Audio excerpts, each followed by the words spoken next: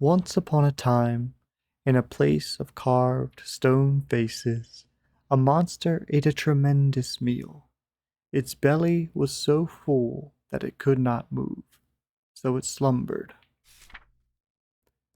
When the monster had digested, it awoke. It raised its curious head into the wind and smelled the despair of people stirring somewhere in the unbroken darkness. The monster licked its blood-caked snout and set off to investigate. The monster walked unhurried through the darkness, following the scent. It grew hungrier and hungrier as the scent got stronger. Its powerful heart pounded with joy as it came upon a great chest. The box reeked with delicious promise. The monster greedily nosed it open. How delectable they would be if only their organs were bursting with fear. The monster toyed with its morsels, tasting their terror-tinged sweat as they skittered between its great big teeth. It laughed as they tickled it with their scrabbling hands, climbing to escape. There was one mouthful that did not taste of terror. She was not tender with despair. She reached between the monster's grasping fingers and freed a shard of stone. She took a deep breath and bellowed into the darkness, hoping her cries would reach someone. Somewhere in the place of stone faces, people raised a lantern to illuminate their doom. They knew they could not survive, but they struggled just the same. These are the ones that taste best, thought the monster, delighted. Hello, everybody. I am the Dungeon Guru, and we are playing Kingdom Death Monster, the Gambler's Chest, and the Dreamkeeper campaign. Thank you so much for joining me at the start of this new season.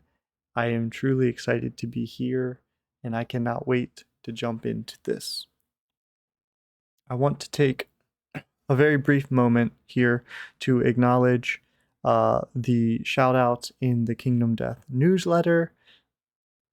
Totally unexpected, and I was so appreciative and thankful. So, APG and everybody at Kingdom Death, thank you so much. I really appreciate it. It was really cool to see, and I hope that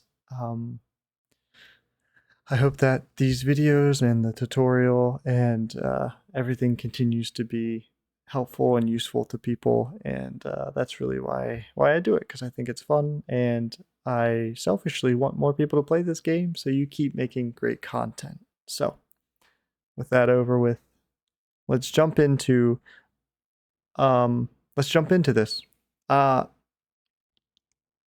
This is the Dreamkeeper campaign. You may already know what that is, and if you do, I'll put a timestamp. You can skip all of that. You can just go straight in. If you don't, then if you watched my old campaign, or if you are kind of new to Kingdom Death and you're here by way of the newsletter or some other method, then I want to try and give you a primer if this is your first kind of take at the Gambler's Chest. And so basically, what do we have here? This is a bit like Advanced Kingdom Death. Within the Gambler's Chest, there are things called pillars. And there are a bunch of different pillars, but basically, if we come here, we can summarize them into a few kind of different things like this. You have seed patterns, encounters, scouts of death, wanderers, arc survivors, and I think those are actually all the pillars. And named characters, which actually are specific, but these are the character system here. These are optional bolt-on systems that just add to and expand the existing game in different ways. whether it's through seed patterns, which allow you to, unlock recipes, to create new items, or after you beat the God Hand, you can unlock the character system, which just adds additional depth and variety to the survivors that you have. Or it could be something like the encounter system, which offers an additional showdown board and much more expanded events and circumstances that can unfold in the hunt phase itself. It could actually spawn something akin to like a mini showdown phase. Additionally, we have the Scouts of Death, which exist essentially to answer the question of how does your stuff get back if you totally party wipe? And so it's another system that allows you to simulate that process through rules and mechanics. Wanderers are, again, another system that allows you to integrate unique characters into your campaign at certain times based on which character that you're going to be integrating. And they often have their own kind of self-contained storyline. And obviously we have a bunch of new showdowns, which we will get. But this is the most important one, probably. I would say this is the defining feature. And it's the fact that we are now playing with ARC survivors, not regular survivors. And these ARC survivors are principally denoted by the way that they interact with these things called philosophies.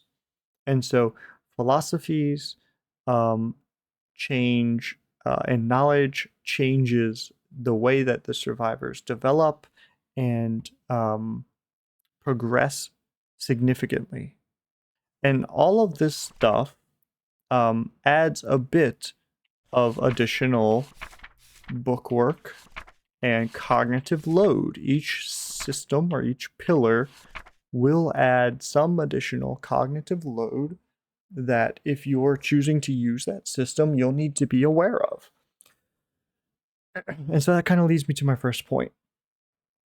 One, if you've watched my previous season, you know that I'm a somewhat pondersome person. And so this is going to give us even more to ponder, for good or ill. And so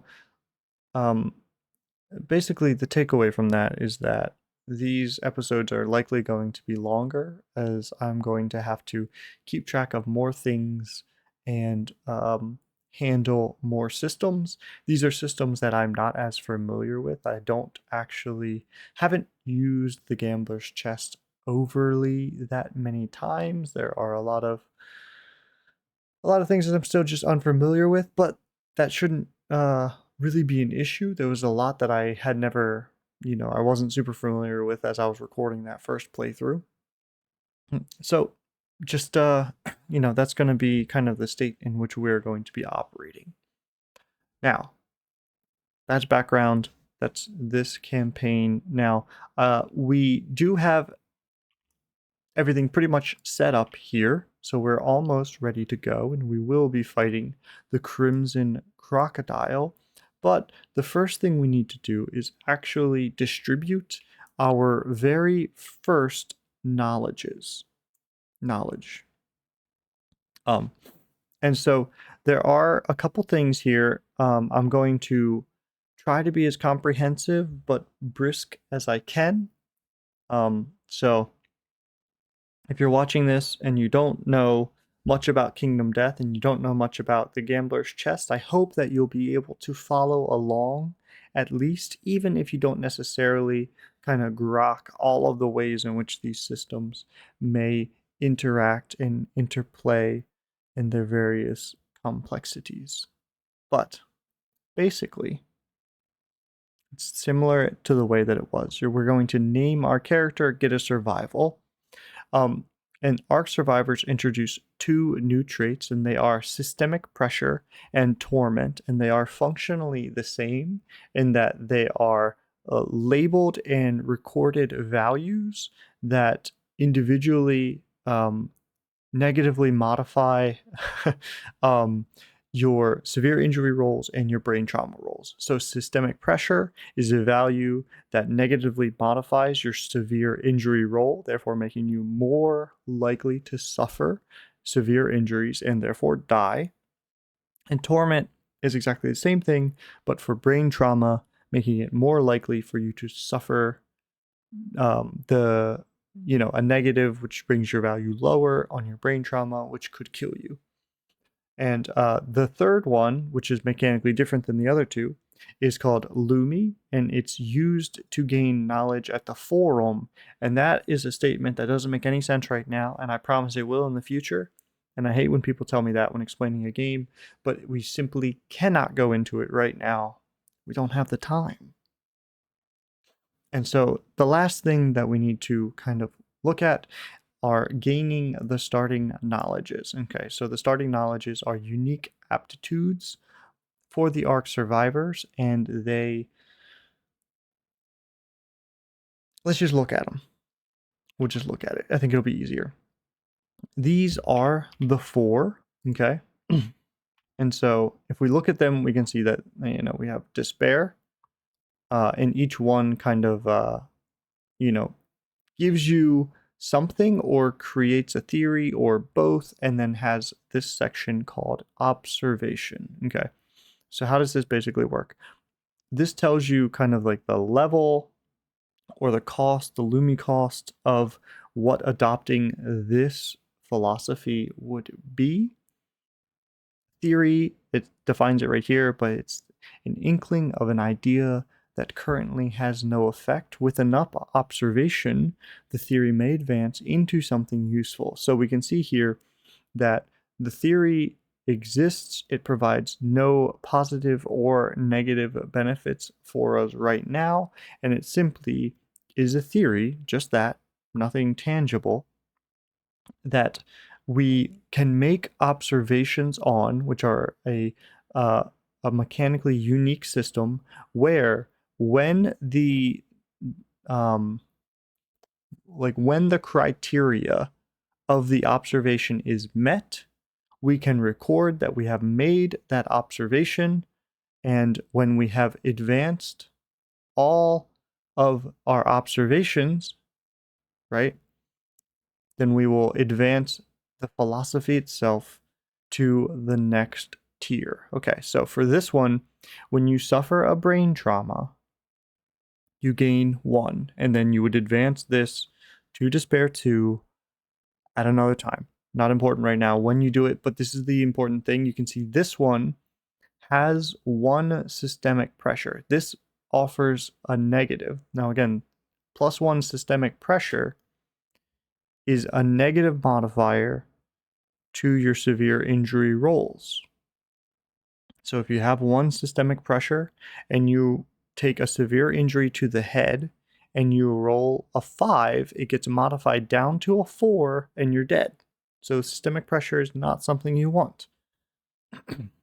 And you gain 1 pip, right, on this this philosophy if you make it to the aftermath, basically. And then you'll advance this. Now, here's one where it's just a theory, but you must observe it 3 times to advance, okay?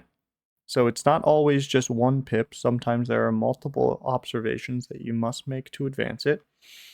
And here, darkness is the most complex of the 4, in that it gives you a torment, which is a negative modifier to your brain trauma roll, and you have to make 5 observations to advance it.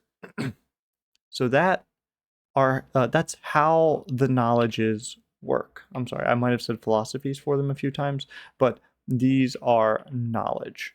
Okay, so what we're going to do, as it instructs us to do, is to take each one of these knowledge cards and randomly distribute it to one of our starting ARC survivors, and we have 4 arc survivors here, and you will see that their papers are a little bit bigger because they need additional spot for knowledge, and that knowledge will be filled in, and there's a bunch of stuff that's going to happen here, but we don't need to worry about that right now. Okay, what we need to do is just grab these and distribute them. So we'll take this.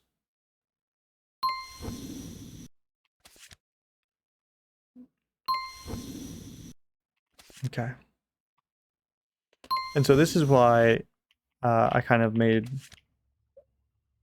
the allusion to the cognitive load increasing a bit in Gambler's Chess, because now I have more things that I need to track, basically, at all times. It's a little bit like fighting arts, but they're more complex because technically, rules as written, if you miss an observation window, you're not supposed to get it anymore.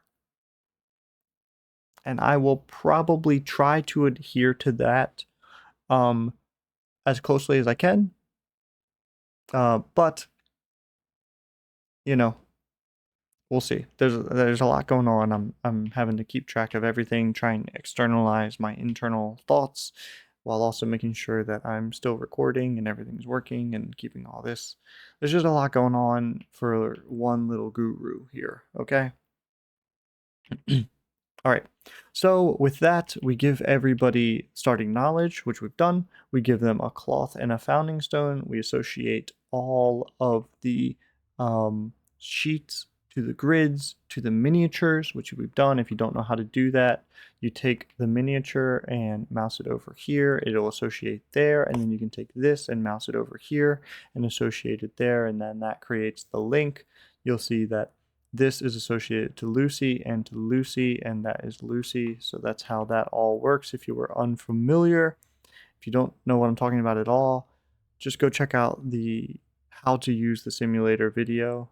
It'll go over all this. I do need to mark in 1 survival for each survivor as they were named, and that gives you 1 survival. And I somehow missed one. Okay. I guess I could have given them, right? Like I could have given them the philosophy that matches the art, but it says to randomly distribute it, so that's fine.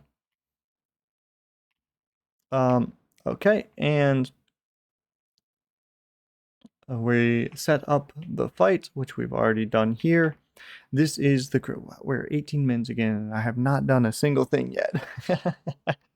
Whew. Okay. You guys better buckle up. It's gonna be a long one. Okay. So this is the Crimson Croc. It is the new I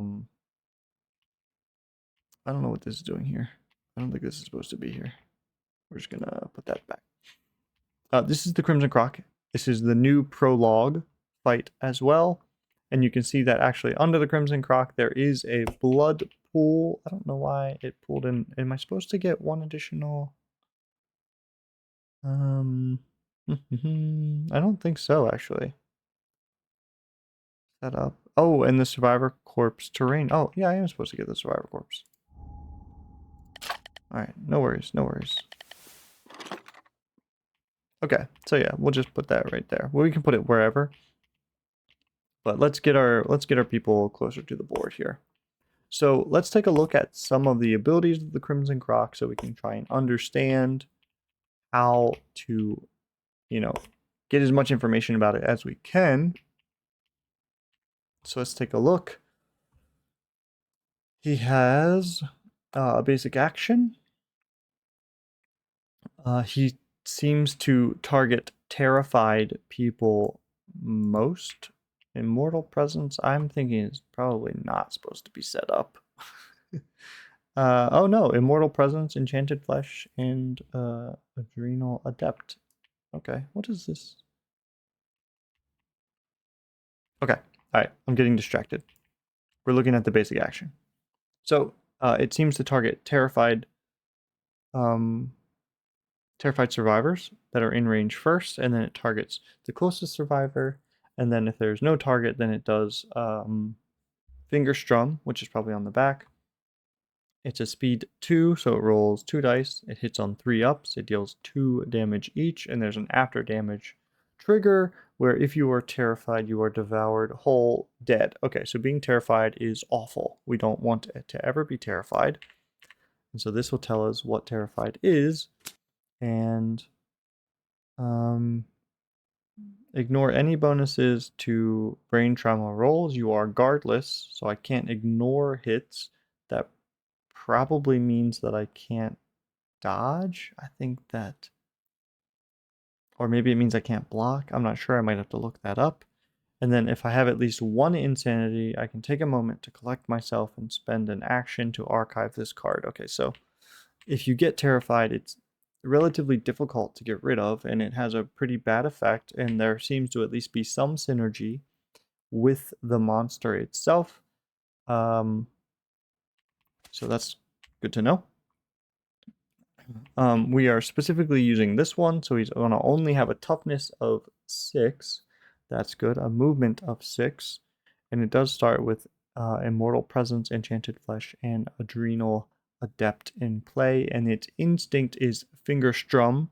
The fingers on the monster's back move vigorously as scores of startling pops sound from its arthritic knuckles. All non-deaf survivors suffer monster level brain damage. That's what the star means. Okay. So it has an instinct that can functionally deal brain damage. That's good to know. I'm going to assume that the hit location deck was set up correctly. Because I did the automatic setup. Okay. Let's look at these status effects now. 22 minutes in. Okay, Immortal Presence, it's a trait. Hypnotized by fidgeting spine fingers, your body's fear response escalates. Okay, so there is a non-reactive, I think, flow there, where when a survivor has 0 insanity, they gain the terrified survivor status card. Okay, so, all right. Okay, and then let's read Adrenal Adept. The monster disrupts your blood flow, preventing your body from coping with stress. Of course it does. Look, that's really interesting. It's like wrapped around your, I guess that looks like your lungs, right? I guess. There's 2 of them. It doesn't quite look like a heart to me. It looks like lungs. I don't, but maybe this is in your brain because it's like adrenal. So maybe this is like your, I don't know, pituitary gland. I'm not a doctor person. I'm a guru, all right? But if you know what this is supposed to be, please tell me. I'm actually curious. Okay. Yep, so it disrupts my blood flow, preventing your body from coping with stress. Maybe it's just supposed to be the heart, but I don't understand why it's mirrored. It doesn't really look like a heart, though. Anyway, when you would gain insanity from brain trauma, your body stutters in pain. Instead, suffer 1 damage to a random hit location. When I would gain insanity from a brain... Okay. All right. So here... Okay, so what do we know about this monster so far? Basically, it has negative effects if you have... It has negative effects if you have no insanity. It has a way to deal monster damage, brain damage, or monster level brain damage. If you have no insanity, it gives you the Terrified status card, which has attack synergies seemingly with. And when you would normally gain insanity back from suffering a brain trauma, instead it just does 1 random hit location damage to you. Okay, so staying or keeping our insanity is going to be important. That is what I have deduced from all of this.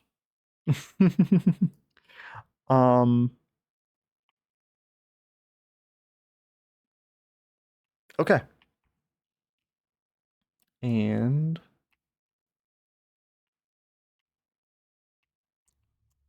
And we have the pool here, which is the blood pool. Drinking from the pool, drink from the pool and roll a d10. If you're standing in the center of the blood pool, add 1 to your result.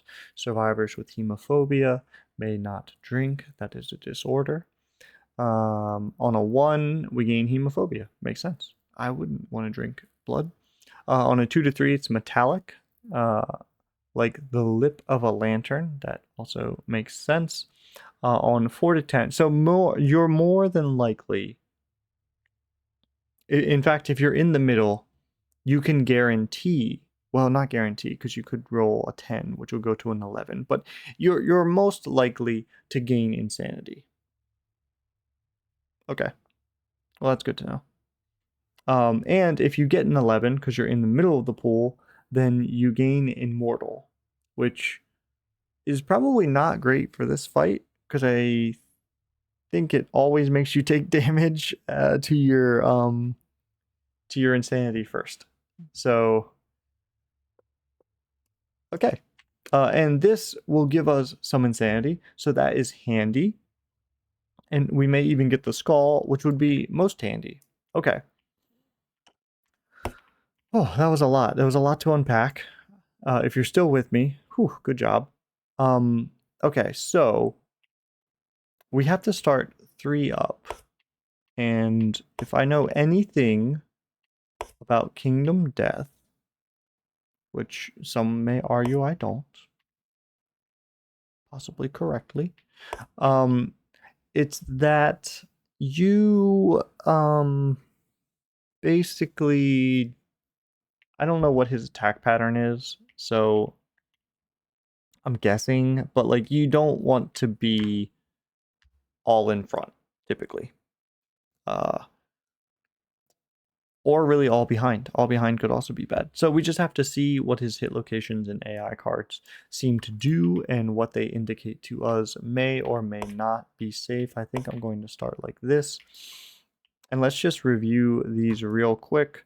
So this one wants me to suffer brain damage. Okay. And that's Zach. Okay, so because this one wants me to suffer brain damage, I think I would like, if I'm going to have to suffer brain damage, then I want to do it with the person who has insanity. So I'm going to send Zach down to get this, because it has the highest likelihood of giving me some insanity, so that I can actually accomplish that. This is just taking a brain trauma. And so if we could try, so we're not, so who is this? This is Urza. So Urza is not going to go to the pool. She's going to, maybe she's going to throw her founding stone, perhaps. But she's not going to go to the pool, because we want her to take a brain trauma. So no insanity for you. Okay. Next, we have fear, which is suffer damage, and that's on Alistair. So Alistair is going to probably take our first hit. And Lucy is hungry. Join the club. And she just needs to survive. So 1, 2, 3, 4. 1, 2, 3, 4. Okay, yeah. So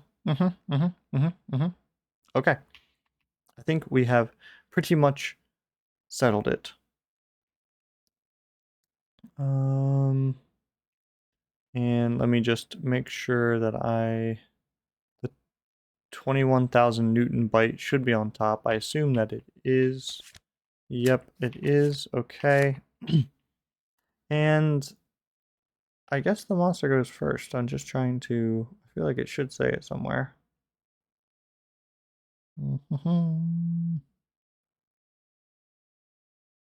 Yeah. Okay. So it's the closest threat with the most tokens. See? It's got a synchronic attack, so we probably wanted you to be not right here. But we have made our bed already. Okay, and it is a synchronic attack, which is going to be mentioned like right here somewhere. I think the core base rule of it is you roll like your roll applies to everybody. So it's just, it streamlines that process. Okay, so we're going to pick the threat with the most tokens in range, then the closest survivor. I guess I could technically 1, 2, 3, 4. I could do this and turn that way, and then I would only get one of the two. So that could be something I do. That's probably reasonable. Okay. So maybe I do something like this. Okay, and it's speed 2, accuracy 3, damage 21. Trigger before damage. If you are terrified or deaf, you cannot avoid this attack. Otherwise, you hear the zealous finger strumming and escape the bite's full power. Reduce the damage in this attack profile to 1. Okay, you're being a little cheeky there, game. All right, that's funny. Okay, so here we are. You are being attacked, Ezra, and Ezra is the one that we want to suffer a brain trauma, but not damage. Alistair is the one that we want to suffer damage, but we don't. We can't produce that. So here we are. 2 hits on 3 ups. That is going to be 2 hits, and so that's going to go to the hand and the waist on Fair Ezra, which is here. So what was that? Hand and waist. Yep. Arms, rather, perhaps more correctly, and waist. Okay, so I've taken 2 damage. There it is. There you have it. Okay. So Zach, gonna take 1 step here, and then going to scavenge the survivor's corpse for a 4, and we will get +2 insanity and 1 random basic resource, which we will come over here for and look for a basic resource. And we'll just start our piles here. I want to make sure that there aren't... I know that the Gambler's Chest included additional perfect resources. Okay, so they did not get duplicated here, which is perfect. Okay, so I'll shuffle this. Then I'll get 1, and it is a monster bone for Mr. Zach, and the peasants rejoice. Okay.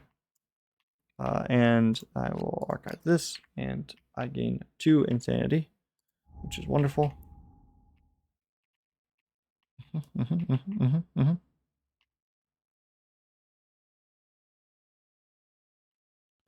Huh. I guess I technically... Does everybody have... I guess we all start insane or terrified. Is that true?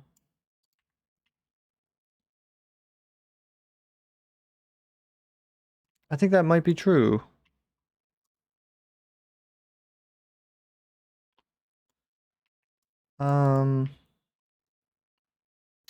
Yeah, I think that might be how that works, right? We start with 0 insanity. And okay, so all right. Well, then I don't think that we've buggered it too hard. I think that this is still legal.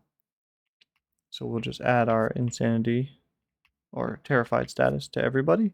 And we'll know that we are guardless, which actually I need to really quickly just look up what guardless does.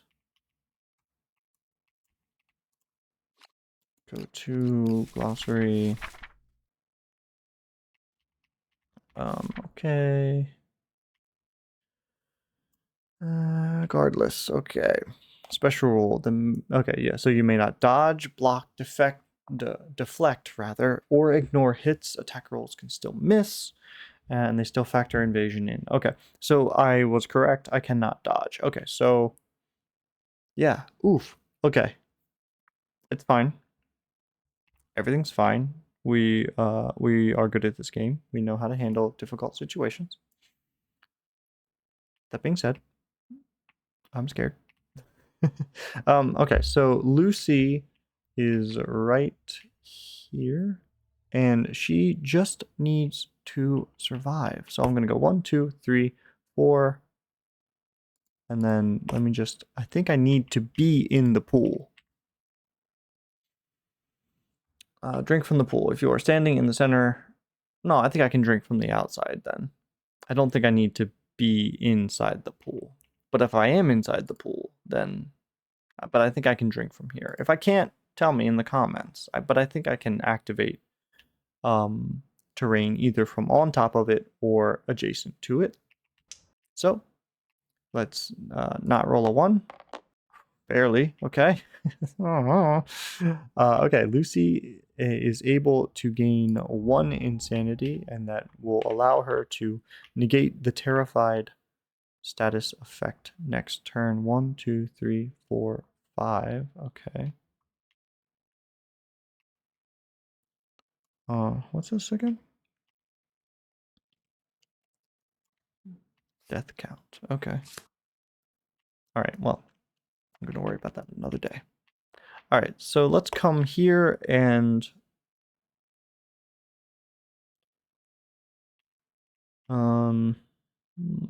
Ezra. See, this is already so much to keep track of. Okay. Yeah. Yeah. Okay. Alistair,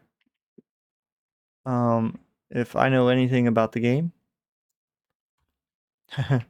then I think probably using this on the first hit location is good. I think it did stipulate that I had to put a specific card there, so that's probably good. Oh boy. Oh boy. Oh boy. Uh-huh. Uh-huh. Uh-huh. Just trying to get back to the prologue.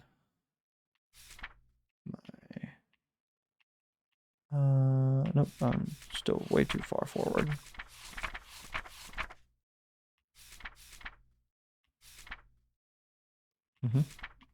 Getting closer. Oof. Okay, yeah, that was a lot.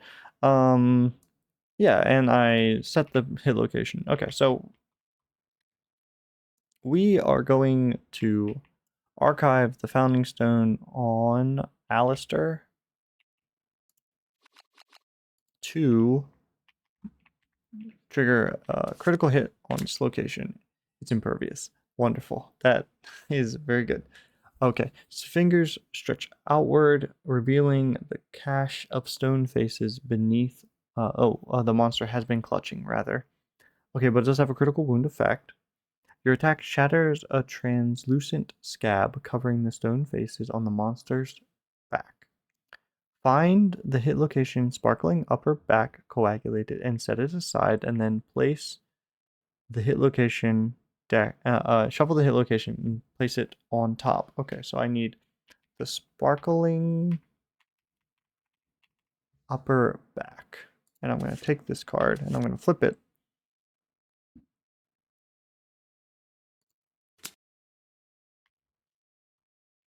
Okay. And then the monster panics, making it easier to hit, gain -1 evasion token. Okay, so that's very good. And I might even remember it, which would be the best part. Okay. Okay. And so now we have these hit locations, which are addressed, I think, right here, basically, in the synchronic attack. Wait, no. Maybe... I thought it was, like, right here. Yep, here we are. Okay. And so, essentially, if you want to wound this hit location, you have to attack from this square as denoted. So right now, this square would be right here. So 1, 2, 3, 4, 5. We will move Ezra to here. And I will throw my Founding Stone to score a critical hit location here. Oh, and this is a persistent injury, so this actually comes here. Okay. And then unless you attack the highlighted spot, which we did, your wound attempt is an automatic failure, which it's not. And we gain +3 strength to wound this location, but we've inflicted a critical wound, so your attack smashes through a layer of stone faces the monster is hoarding on its back. One stone face bounces to the ground. Gain a Founding Stone starting gear and +1 survival, and it's a critical wound. So we take 1 and put it there. Wonderful. We have done it. And this, I think coagulated hit locations just stay there. Hopefully we don't even have to deal with it. This was impervious though, so we did do no damage on that one, but I do get a Founding Stone back. And that is for Ezra. Okay. And that is everything that we could do this turn, and that's going to mean it is the monster's turn, and so we will draw this. And it is Hail of Fingers. Okay, so the closest threat in range, right now the closest threat in range is going to be Ezra.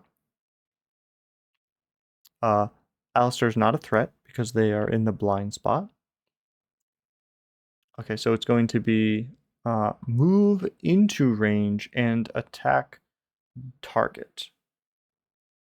Gains +1 speed for each card in the monster's wound stack.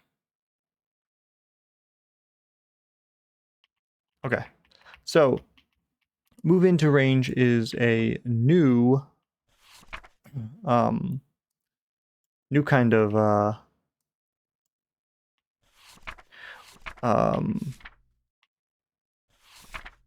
way that it wants you to attack, and I think that it's somewhere here, but basically yep, range attacks move into range. So monsters maneuver to keep the survivor at bay while they attack. When a monster performs move into range and attack target, move the monster toward the target until it is a number of spaces equal to the range away from the target. If the monster is adjacent or fewer spaces than the range from the target, it will move away from the target to put space between them.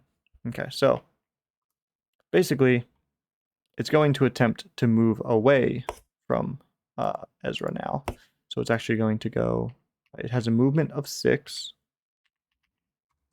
So this is, it's 1, 2, 3, 4, 5, and 6.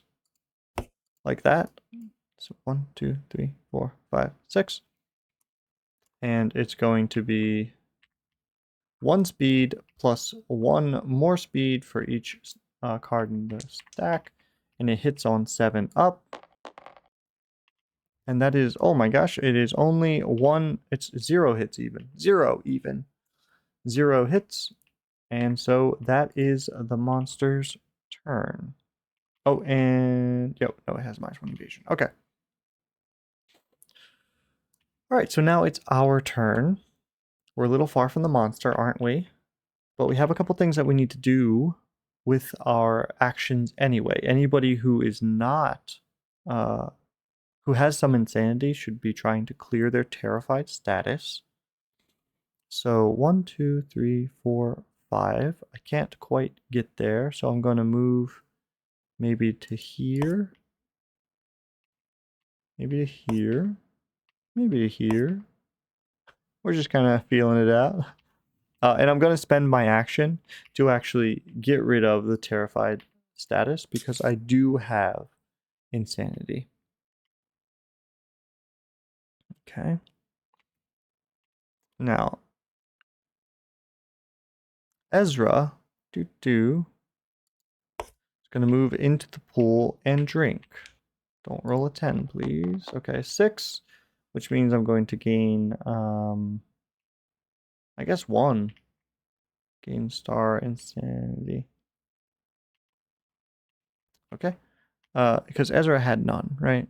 Yeah, okay, so we're going to gain 1 insanity there.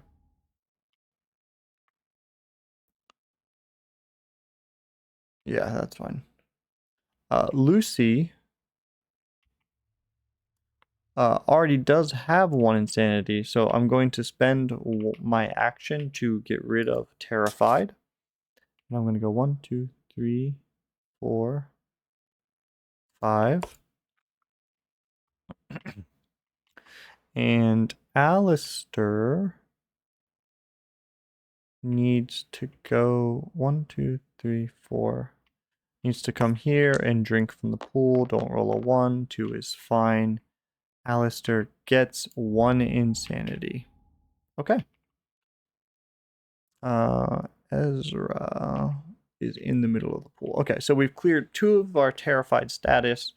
We haven't taken very much damage, and we're feeling our way through the engagement.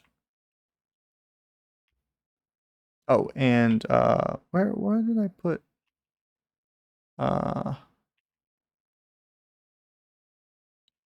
what?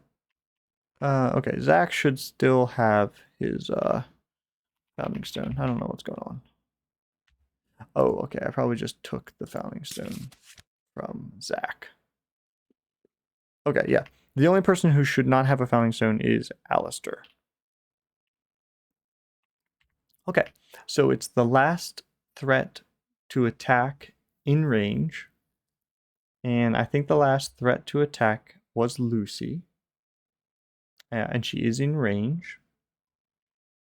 So we're going to come here. Speed 2, hitting on 3 ups. Okay.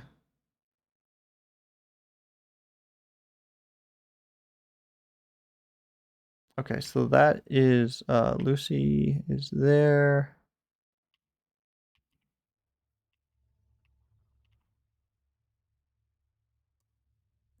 Okay, so she just needs to survive. And this is going to deal 2 damage each unless I dodge. I think I'm just going to do this. Okay, so that's to the arms and the chest for Fair Lucy. 2 damage. She is knocked down. And we see that there's an after damage effect.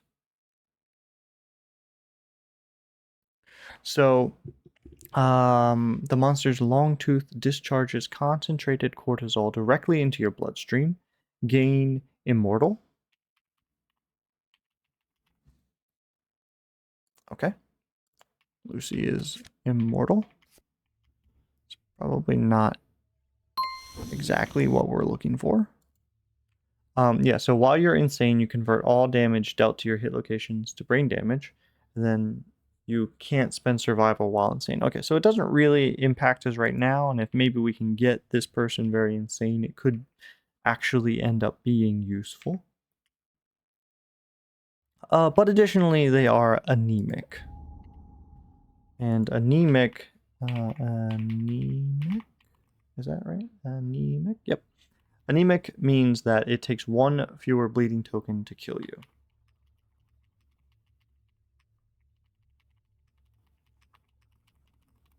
Okay. Good to know. And with that, it will cycle back to our turn. Okay. You know what? I just want to check one thing here. And that is essentially I really thought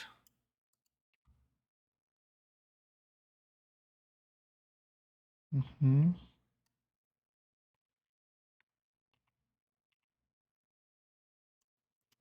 survivor. feels like I should begin with 1 insanity, but I don't see it anywhere.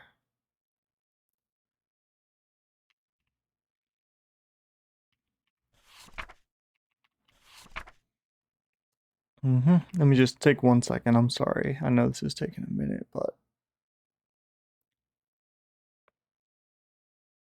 it's a pretty big negative to start with 0 and begin terrified. There it is, right there. Uneasy awakening. All survivors gain +1 insanity. All right. Man.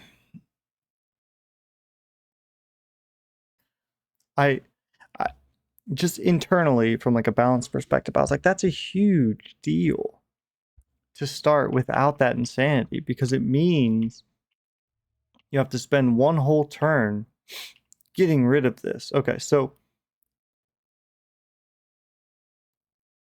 I'm just going to get rid of this, and I'm going to give the insanity everywhere, and that's just how we're going to play it. So my apology. It's interesting. I was talking about this with a friend of mine.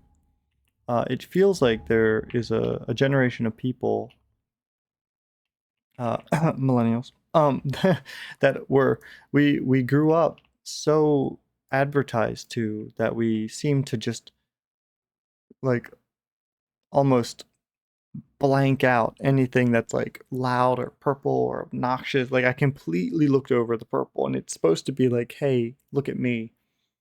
So if you find that that happens to you, please confirm my bias in the comments. That'd be great. Okay, so it's our turn. Lucy is on. She was on the ground from the monster's turn, so I believe that she is up. No, it'll be on the monster's turn, I think. These are questions that I should really have answers to by now. I haven't played in quite some time, actually. It's been rather busy for Mr. Guru. I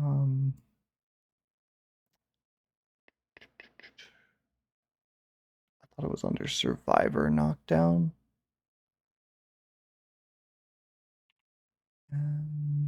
Maybe it's not. Maybe it's just under Knockdown Survivor.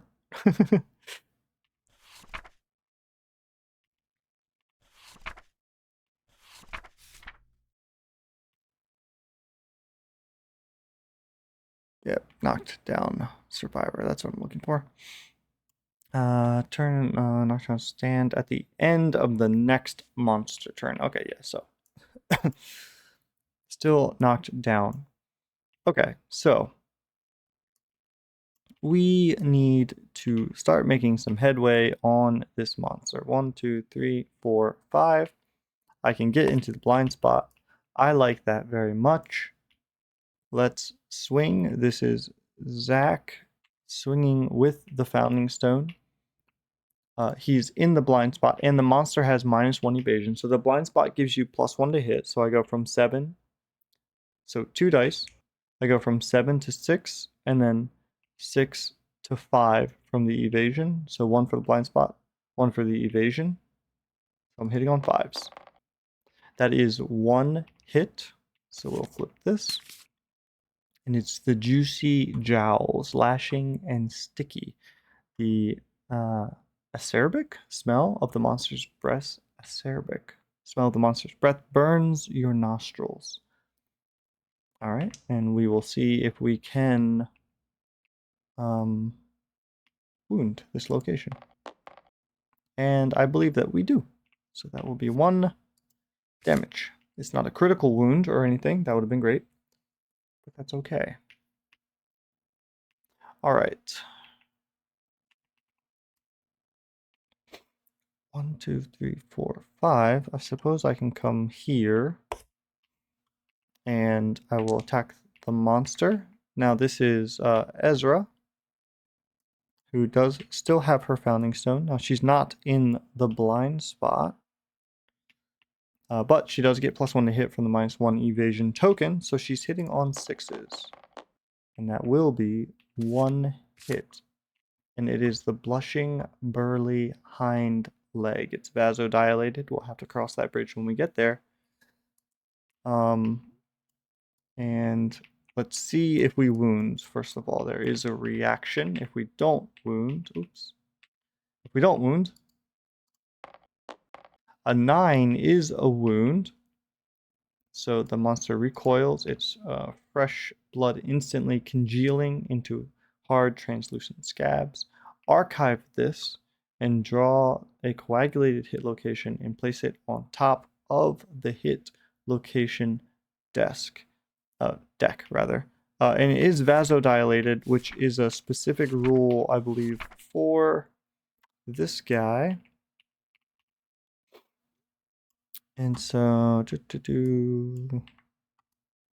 compulsive, vasodilated.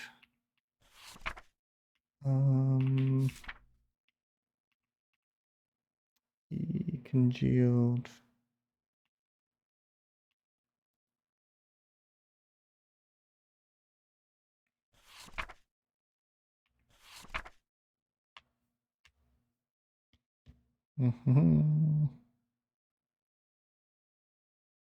Coagulated hit locations. Yeah, but where's the vasodilated rules? There should be just like a something here just for him.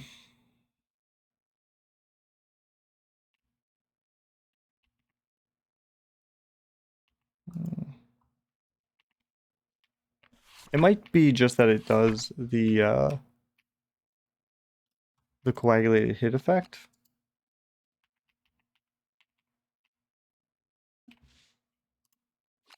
Let's just go to the glossary and look for vasodilated.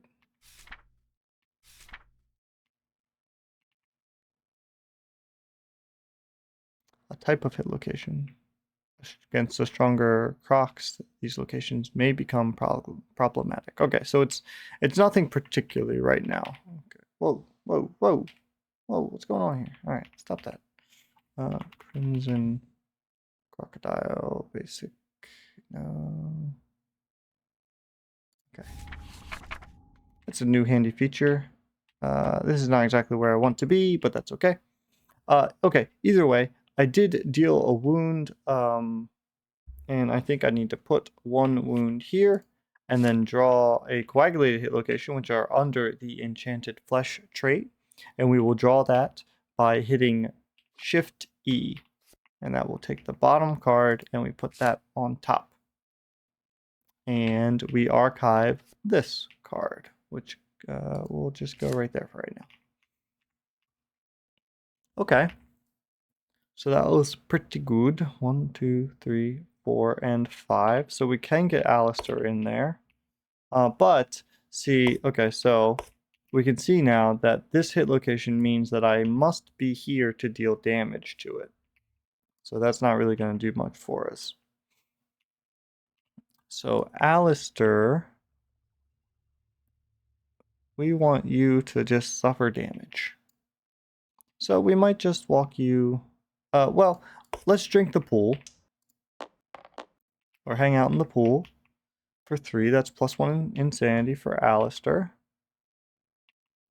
Whom is right here. You're now insane. Congratulations. And we will just say right there. Let's see. 1, 2, 3, 4, 5. Huh. Rather unfortunate. I suppose I could walk 1 here and then it's no. 1, 2, 3, 4, 5. Yeah, either way, that Lucy's probably gonna get stomped on. Okay, well, I suppose there's not much we can do about that, actually, so we'll just call it a day. Okay, it's a mood. When it comes into play, draw another AI card. The monster can barely contain its delight as a pungent foam leaks from its maw. While this is in play, the monster has -1 accuracy and +1 speed for each terrified survivor, and when a survivor dies, the monster is knocked down in excitement. Discard delighted. Rude. Okay. Oh, and now we do have the repeat card. This is another new card. So we should be able to come here and see it defined here. So repeat is a new type of AI card that is performed turn after turn, often powering up. After a repeat AI card is resolved, place it on top of the AI deck instead of discarding it. And the next time the monster draws an AI card, it draws the face-up card, which has, I think, potentially new effects. When a repeat AI card is on top of the deck, ignore any effects that manipulate the deck. So you can't rawhide it, you can't whistling mace it, you can't, nope, it's going to stay there. Only way to remove it is to wound it, and then remove any tokens and move it to the wound stack. Okay. All right, so we do have whipping and slamming, so it's a repeat card, and it's going to just stay. After we're done, it's going to go here, and then we're going to place a token on this card and target the closest survivor. So let's just... Oop. Oh, I picked it up. Oh, that's awful. Oh, it took me so long to get it there in the right spot. That's good enough. Okay. Let's just grab a token right here. And we'll just put it right here. That's fine. And move and synchronic attack. Oh, it's doing... Oh, this is really quite not good. Quite not good. Okay, but it's the closest survivor. Target the closest survivor. Okay, so the closest survivor could either be you, or you. Where are you, Lucy? Or you. Okay. All right, so we might be able to help ourselves out a little bit. If... Okay.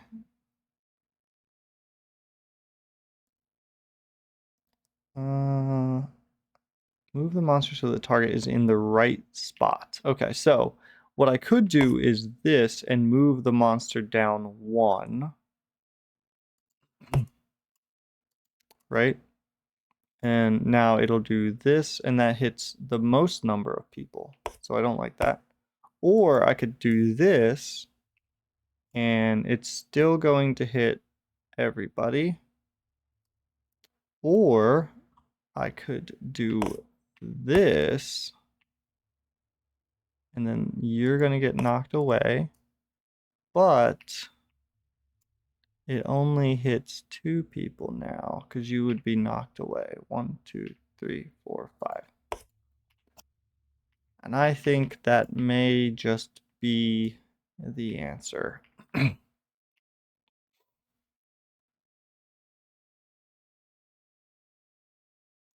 Okay. All right, so this is quite bad. That's fine. Okay, so it's going to be 2 speed, because it gains +1 speed for each token on it, and it got a token in this first flow step. So it's 2 speed and +1 damage. So it's going to be 2 damage. 2 speed, 2 damage. Oh, that's very big. Okay. So this is quite good. We may be dodging both of these to avoid the knockback.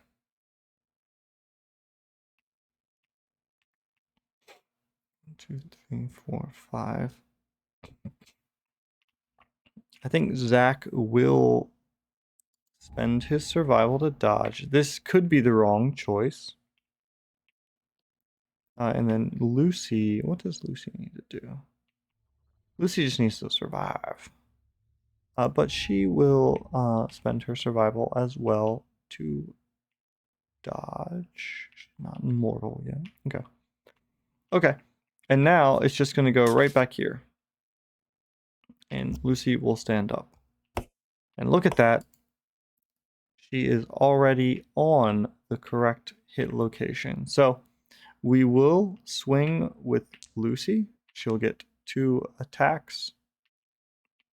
She is going to be hitting on 7, 6, 5 for this. Okay. And that is 2 hits, so we'll get this one and this one. Uh-huh. Uh-huh. Alright, well, we'll do this one certainly first. Okay. And so I think with +3 strength, that is enough, so it'll take us to 6. And it's not a crit or anything, but it does deal damage. So that goes there, and we deal 1 damage, which is quite good. And now we have this, which is the pale fin. The monster flips upside down and glides on its wriggling fingers, moving 2 spaces forward, then cranes its neck to wink at the attacker. They suffer monster damage +1 brain damage, or monster level +1 brain damage. Okay, but we do still get to attempt to wound. And a 7 will be a wound. It is not a crit, but it is a wound, which means we will pick up this stack, flip it, shuffle it, put it there, and take 1 more here. And then he will move 2 spaces forward, 1 and 2. And Lucy will take well, that's a good question. Does she take 1 damage or 2?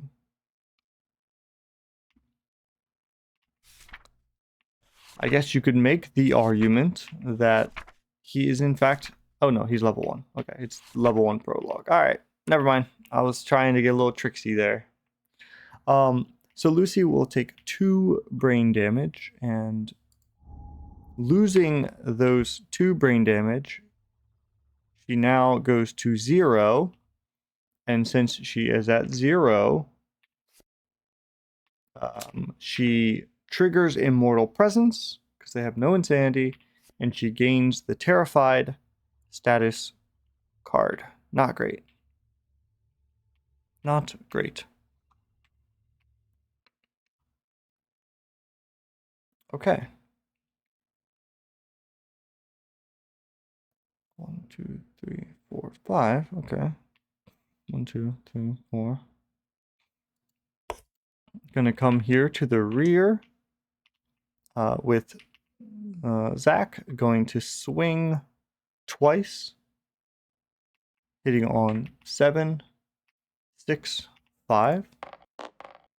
That is 1 hit. Vasodilated. It's a roller. Okay, so let's see if we can, whoops, let's see if we can wound the blushing stubby knee. 5. I don't think that's enough. Oh no, 5 plus 1 goes to 6, and the monster has 6 toughness, so that is in fact enough. We will deal 1 damage to the monster. Whoops. And we will draw a coagulated hit location and put it here. Okay. Now, I absolutely cannot get to that hit location. So 1, 2, 3, 4, 5. I guess I'll come here and I will hang out in the pool. 6 will give me plus 1 insanity on Alistair, which should be here. Plus 1 insanity takes me to 4. Okay.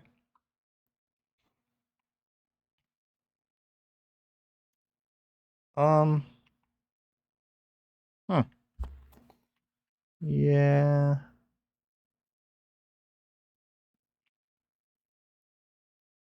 I'm noting that this has the potential to be the 21 damage attack or something. And Lucy could be in trouble here. That's certainly a possibility. I don't remember where he was. Right? I think he was like 1, 2, 3, 4, 5. I think he was right here. So 1, 2, 3, 4, 5. 1, 2, 3, 4, 5. Yeah. Getting closer to the monster would have been ideal. But I don't think I can do it. I think I just have to accept that this is kind of the bed that I made myself. And sometimes it's like that. So, Okay, it's the hail of thing. Okay, this is still not great, actually. Okay, so it's the closest threat, which is Zach is not a threat. It will be Lucy. So that's going to be 1, 2, 3, 4. And then that's 1, 2, 3, 4, 5, 6. Okay. Yeah, so he's going to move away like that. Okay, good. And it's going to be +1 speed for each wound in the monster stack. So it does actually have a speed of 7. This is not great. Yeah, +6. So a speed of 7. Hitting on 7s. Okay. All right, so 1, 2, 3, 4 hits. 4 hits is quite a number of hits. Let's see what we got. Head, chest, foot on poor Lucy here.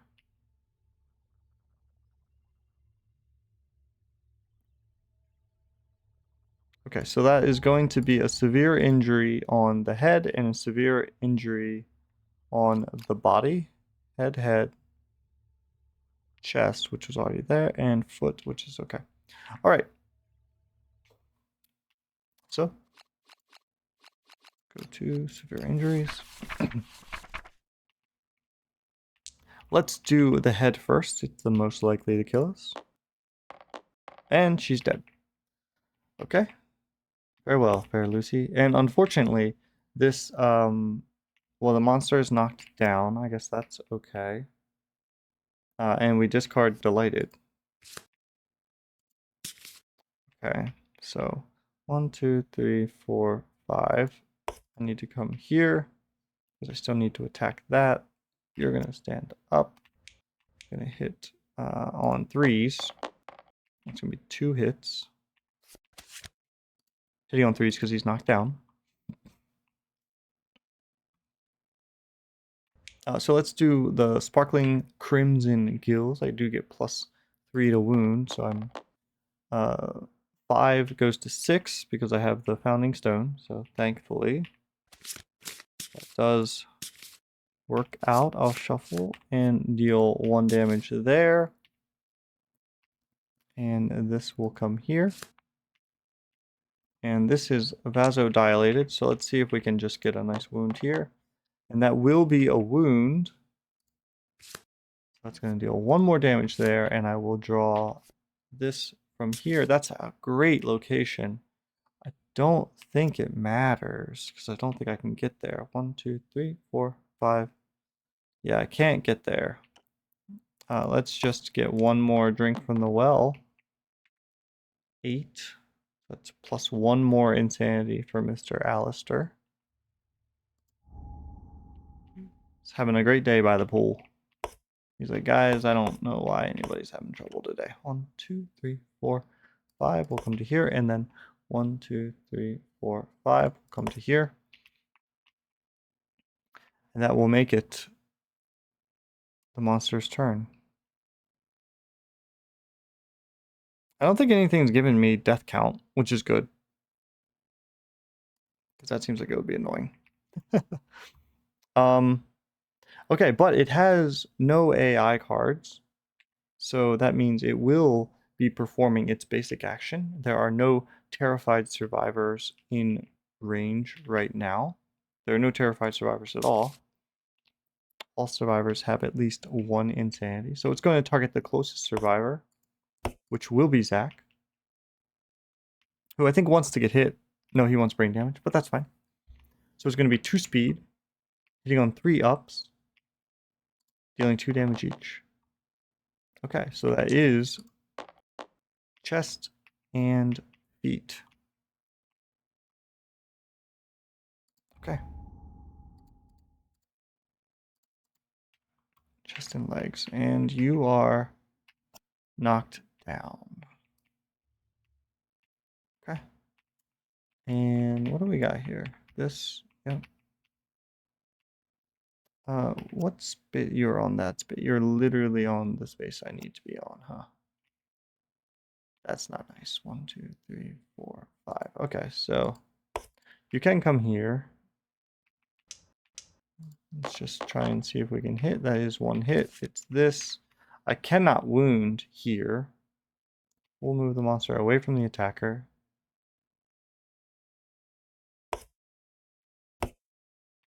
Okay, and then turn to face 1, 2, 3, 4, 5. Okay, so I can kind of get there. You are going to suffer the frenzy brain trauma, and because you take nope, it's adrenal adept. Because I would take a brain trauma, I also take 1 to the hand. Okay, Ezra.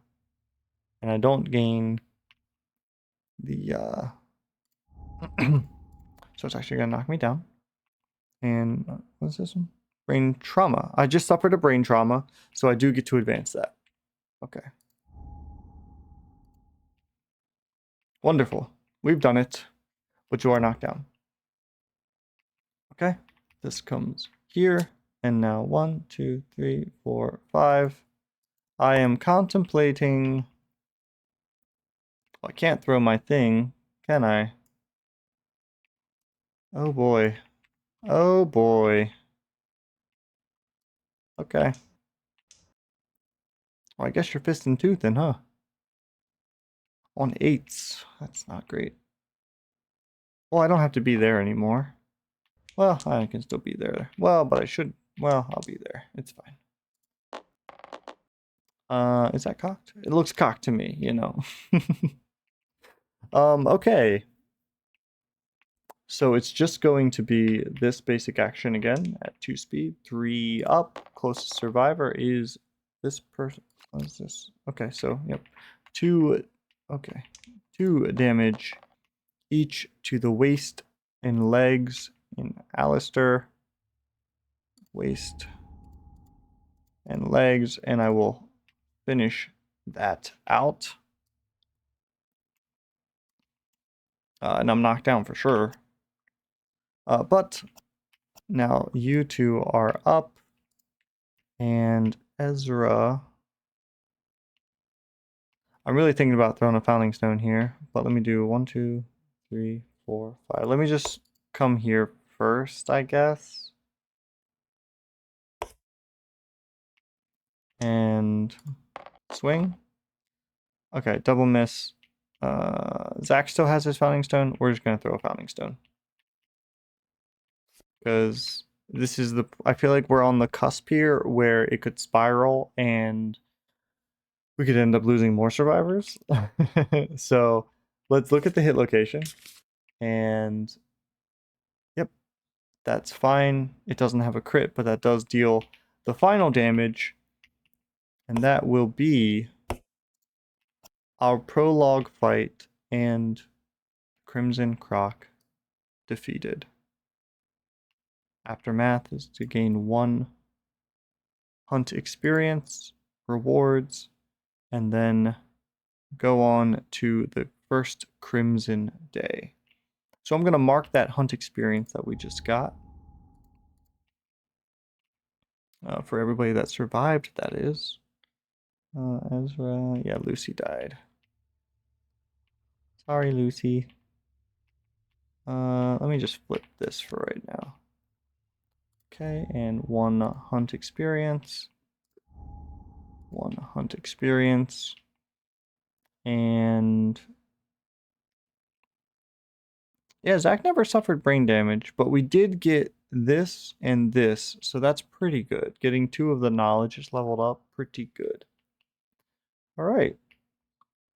We'll gain 4 basic resources and 4 Crimson Crocodile resources. So I think I can just do basic resource, and now... Oh, I have it out already, don't I? I do. Let's shuffle it and take 4. Oh, okay. I would have liked... Okay, and then let's do Crimson Croc. resources. Here we are. And we'll put them right there. We'll give them a shuffle and another shuffle for good measure. And we'll take 4 of those and we'll get the nails, the flat vein, the crimson bone, and the veined glass.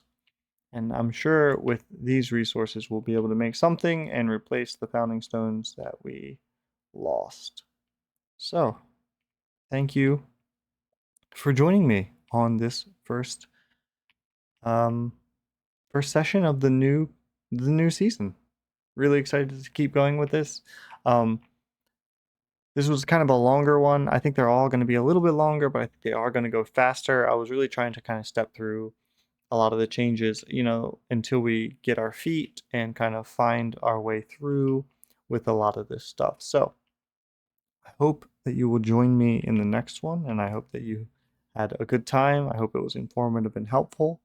And with that, I am the Dungeon Guru, and you should stay safe down there. Thank you.